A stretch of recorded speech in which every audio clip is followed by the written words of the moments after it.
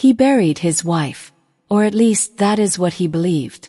Years later, a quiet nanny walks into his broken home and slowly teaches his daughter how to laugh again, him, how to feel.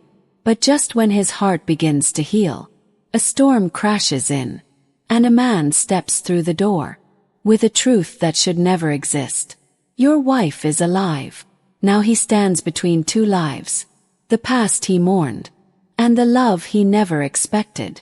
What he chooses next will either heal everything or destroy it all. Stay with this story, because the ending will change the way you see love forever. Before we dive into the incredible story, do not forget to like, subscribe, and hit the bell button so you never miss our powerful, life-changing content. Thank you for listening to this heartfelt story. If it moved you, share it, comments below, and let someone know you are never alone. The first thing I noticed was the way the wind carried dust across the porch. Like the past refused to settle, Harper stood there, small bag in hand, steady, like she already understood the silence inside this house. My daughter clung to my leg, her fingers trembling, her breath uneven, the kind of fear that lives too long in a child. I felt it again, that sharp, sudden ache, like a splinter buried deep under skin. Harper knelt slowly, no rush, no force, just a soft voice, warm, steady, and somehow, my daughter let go of me. That moment hit harder than any storm. The house felt different after that, less hollow, less like a place echoing with memories that refused to fade. I watched Harper move through rooms, like she carried light in her hands. The kitchen smelled alive again. Bread. Something simple, something human. And yet, inside me, a tightness grew, because peace felt unfamiliar, almost dangerous. One evening, the sky burned orange beyond the fields, and the wind grew restless. My daughter laughed. Sound so sudden, so pure, stopped me cold. I gripped the doorframe, heart racing, like I had stepped into a life that belonged to someone else. Harper looked at me, really looked, and in her eyes, I saw it, understanding, pain, a quiet recognition of everything I tried to bury. The air shifted, heavy, charged, like something fragile stood between us, ready to break. I stepped closer, too aware of everything, the sound of her breath, the faint scent of soap, the way her hands trembled just slightly. My chest tightened, not from grief this time, but from something deeper, something more terrifying. Hope. And it shook me, 'cause hope meant risk, meant opening doors I sealed shut. Harper spoke my name, softly, and in that single moment, past, alas, the endless nights of silence, all collided inside me. I felt exposed, like standing in the middle of a storm with nothing to hold on to. But her presence stayed steady, grounded, real. My daughter's laughter echoed again behind us, and something inside me shifted, not broken, but changing, like the first crack of light before dawn. And I reached out, slowly, uncertain, as if touching her might either save me or undo everything I had tried so hard to survive. And her hand met mine, warm, certain, as the wind outside grew louder, and the sky darkened, and something inside my chest finally began to open, even as fear and longing tangled together, pulling me forward, into a moment I could feel was about to change everything. The moment stretched, thin, fragile, like glass under pressure. Her fingers tightened around mine, not forceful, just enough to say, "I am here." The wind slammed against the walls, a low howl rolling through the valley, dust rising, sky turning restless. My daughter ran toward us, laughter fading into confusion, her small face searching mine, and I felt it again, that sharp split inside my chest. Fear, old, familiar, dangerous, because happiness always came with a cost. Harper stepped closer, placing herself gently between me and the storm. Not shielding, not hiding, just standing, steady. The room dimmed, shadows stretching long across the floor, the kind that make everything feel uncertain. I swallowed hard, my throat dry, heart pounding too loud. Memories surged, uninvited, merciless. A hospital room, cold light, machines breathing for someone who no longer could. I blinked, but it stayed. The sound, the stillness, the unbearable final quiet. My grip on Harper's hand faltered, and she felt it. Of course she did. Her other hand rose, Slow. careful, resting against my chest, right where the ache lived. And everything stopped. The storm outside, the past inside, the noise in my head, all of it Paused. Her touch burned through me, not painful, but real, too real. I sucked in a breath, sharp, uneven, as if I had forgotten how to breathe. My daughter reached for Harper's dress, holding on, like she had already decided. This is safe. This is home. And that realization hit harder than anything before, because it meant something was changing, something I could not control. The wind rattled the windows, a sudden crack of thunder rolling close. My body tensed, instinct screaming to pull away, to retreat, to shut it all down. But Harper stayed, her hand pressing firmer, grounding me, her eyes locked on mine. No fear, no hesitation, just quiet strength, and an understanding so deep. It unsettled me, because she saw everything, every fracture, every hidden scar, and she stayed anyway. My chest tightened again, but this time, it felt different, not breaking, expanding, pain and warmth colliding, twisting together, until I could not tell where one ended and the other began. I leaned forward slightly, Drawn in. terrified, hopeful, and the space between us disappeared, her breath brushing against my skin. Soft. Steady, and my heart surged, Loud. Wild. Alive. as if waking after years of silence. And just as I began to surrender to it, to the warmth, to her, to this impossible, fragile moment, the front door burst open, with slamming hard against the wall, a violent crack slicing through everything. Cold air rushed in, Sharp. biting, carrying with it a presence, heavy, unexpected, and suddenly, every instinct inside me snapped awake. As my daughter gasped, and Harper's hand tightened, and I turned, slowly, already knowing whatever stood in that doorway was about to drag the past straight into the life I had just begun to reach for. The cold air cut through the room, and the truth that was now stepping forward, ready to take it all apart. The words landed, Slow. Heavy. like stones sinking into deep water. I felt them before I understood them. Your wife. Alive. The room spun, just slightly, enough to make everything slip. My chest locked, tight, unforgiving, a sharp pressure building, rising too fast. Harper's hand found my arm, firm, grounding, but even that felt distant, like I stood somewhere else, watching my own life fracture. Alive. The word echoed, Again. again, twisting through every memory I carried. The hospital, the silence, the final goodbye, I believed. My daughter looked up at me, confused, Searching. her world balanced on whatever came next. The man stepped closer, careful, like approaching something broken. His voice came again, Low. uneven, not dead, hidden. Each word hit harder. Hidden. My stomach dropped, a hollow emptiness spreading fast, because hidden meant choice, meant someone decided, meant everything I endured was built on something false. My breath turned shallow, Fast. unsteady. The walls felt closer now, the air heavier.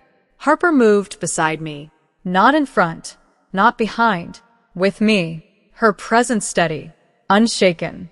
But I felt the shift in her too, the tension, the quiet alertness. The storm outside cracked loud, thunder tearing through the sky. And inside me, something answered it. Anger. Raw. Rising. Uncontrollable. My hands clenched, fingers tightening until they hurt. Because grief, I knew how to carry. But this was different. This was betrayal wearing the face of truth. I took another step forward, closing the distance, my voice lower now. But sharper. Where? The man's eyes flickered, pain crossing fast, gone just as quickly. He hesitated, and that hesitation ignited something deeper, something dangerous. My daughter whimpered again. Soft. Fragile. And that sound pulled me back. Just enough to remember. She stood here, watching, feeling everything. Harper's hand pressed lightly against my back, a silent reminder. Breathe. Stay. Do not break. I swallowed hard, forcing air into my lungs. But it burned going in. The man finally spoke again. A place. Far. Safe. The words felt incomplete, like pieces missing, like truth held back. And I could not take that. Not now. Not after everything. The air between us thickened. Charged. Every second stretching longer. Heavier. I leaned forward slightly, close enough to see the fear he tried to hide. And that confirmed it. There was more. So much more. Behind me, Harper shifted. I felt it, that subtle movement, like she was preparing for something, for impact, for fallout, for whatever came next. And my heart pounded harder, because deep down, I knew this moment, this fragile, shattering, unavoidable moment, was only the beginning of something far more devastating than the grief I had already survived. And as the wind howled louder, and the house creaked under its force, I realized whatever truth stood in front of me was about to demand a choice, one that could pull me away from the life slowly forming beside me, or drag me back into a past that refused to stay buried. The choice pressed in, tight, unforgiving, like the air had nowhere left to go. I felt Harper beside me, steady, warm, and the contrast nearly broke me, because one life stood here, breathing, real, and the other reached from a past I had already buried. My voice came out rough, strained. Take me there. The words surprised even me, but once spoken, they settled. Heavy, final. The man nodded slowly, relief flickering, mixed with something darker. Regret. Deep. Unsettled. My daughter's grip tightened again, her small body pressing closer to Harper. And that simple instinct cut deeper than anything else, because she chose her. Safety, warmth, home. Harper crouched slightly, bringing herself level with her. Soft words, gentle, reassuring. But I could hear the tension beneath, the unknown pressing in. She looked up at me then, and in her eyes, I saw it. Fear, not for herself, but for what this would do. To us. To something we barely had time to name. The storm cracked again, louder, closer, rain finally hitting the roof. Hard, relentless, like time had run out. I moved toward the door, each step pulling me further. From the fragile warmth behind me, my chest tightened, every instinct screaming, stay. But something stronger pulled me forward. Truth. Dangerous. Unavoidable. I reached the threshold, cold air hitting my face. Sharp. Alive. And for a moment, I hesitated. Just one. Because stepping out meant everything changed. I turned back. Harper stood there, my daughter in her arms, both watching me, both holding something I needed, something I had just begun to understand. And it hit me. Fast. Deep. That leaving now risked more than the past. It risked them. The man shifted outside, impatient, uneasy, time pressing hard. I stepped out anyway, boots hitting wet ground, mud pulling slightly, rain soaking through instantly. Cold. Real. The distance between the house and the road felt longer than ever before. each step heavier, like the storm itself tried to slow me down. Behind me, the door stayed open, light spilling out into the darkness. A quiet reminder of what waited if I turned back, but I kept moving because the truth called louder. The truck engine rumbled low, waiting, the man already inside, watching. I climbed in, hands stiff, heart racing.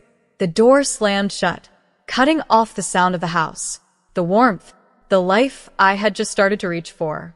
And suddenly, it felt too quiet, too enclosed. The truck pulled forward, tires grinding through mud, the house shrinking behind us, light fading slowly, until it became just a glow, then nothing.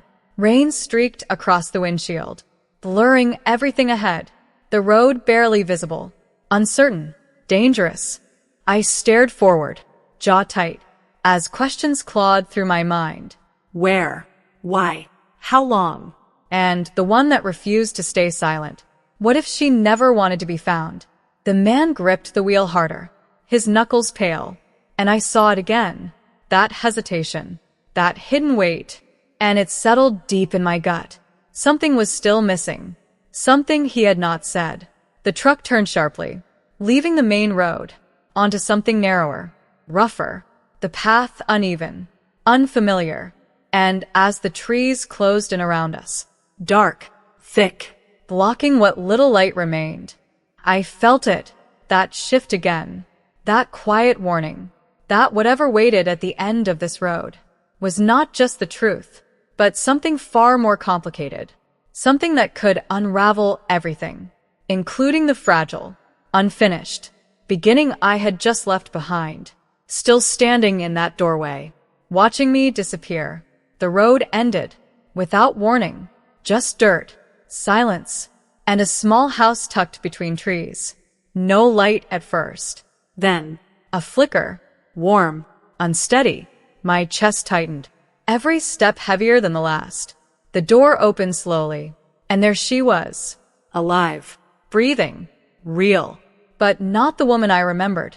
Her eyes carried distance, her smile hesitant, like she stood between two lives.